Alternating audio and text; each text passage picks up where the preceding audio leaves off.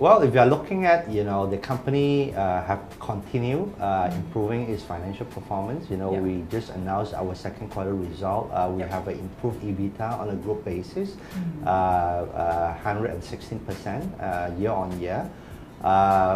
Definitely, all this is really through really the execution of the team. If you are looking at, we continue also adding new subscriber.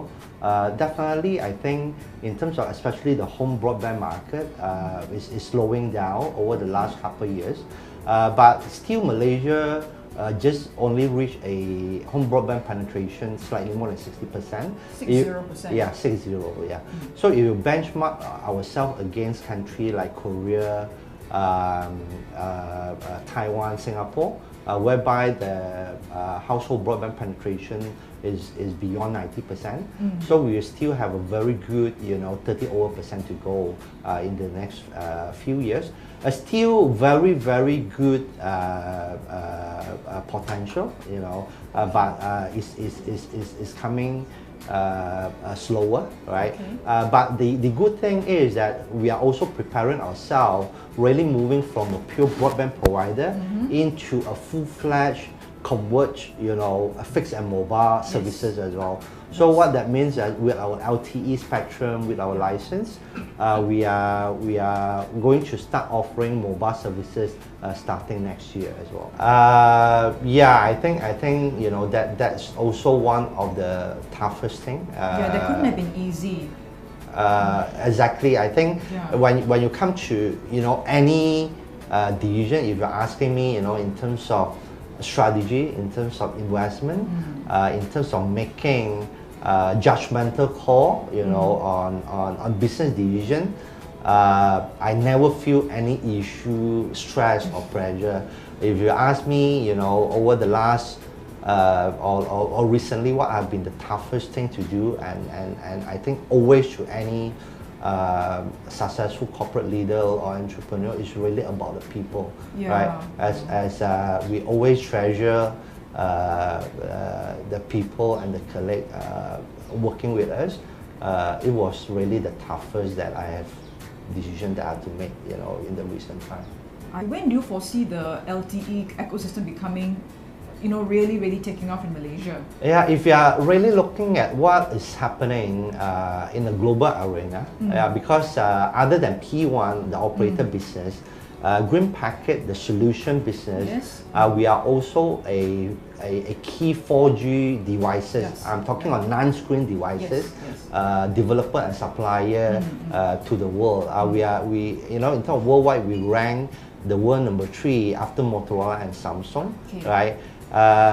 We see right now only the product, the ecosystem, especially in terms of device, is still mainly on the non-screen. There are a few models available, but I think by end of the year we will see, especially with the big deployment of the China carrier like China Mobile, China Telecom, and all these start deploying LTE, and China would be the biggest LTE network in the world. China Mobile are talking about 200,000 base stations. That is like 100 times more than any operator here in Malaysia. So with that deployment, also the same thing happening in India, right?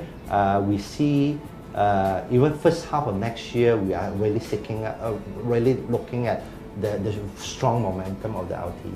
So talking from experience, I think right now we really wanted to concentrate on what we are committed to deliver, to execute the plan, and really the focus is really on improving EBITDA Q on Q, year on year. I see. There are 4 main players in your industry. What do you think is your competitive edge compared to the other players? I think it's really first, have a very in-depth understanding about technology. Yeah, I think, being, started as a technology company, we always, have an edge and an insight about the technology, the usage and the development. That's one very key thing. The second thing is really what we have is really, I think we have built a very capable and competent team, right? As I always say, it's really the people that make the difference. right? Okay. And the third thing, I think we have very strong strategic investor and shareholder Yes, that have been yes. backing us, you know, Yeah. from day one, from very early day, even before we launched the service Intel, right? And it comes, you know, in year 2010, and they are still with us. SK Yes, Telecom, they are the yes. biggest mobile operator in South Korea that is Correct. famous for technology, you know, that's Yeah. famous for broadband penetration. And Okay. SK Telecom are the biggest LTE provider in Asia currently as well. They have more than 10 million LTE subscribers I see. today. Yeah. I think if you are right, you know, Malaysia we only have 28 million population, right?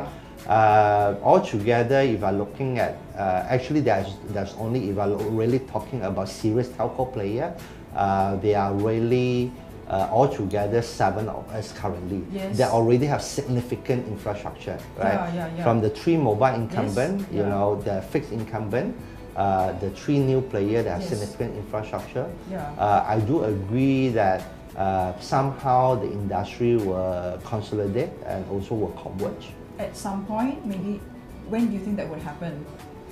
I think, you know, I don't have the crystal ball or the, you know, fortune telling or reading capability of you, Lindsay. Oh, yeah. I'm so angry and I wish I can predict.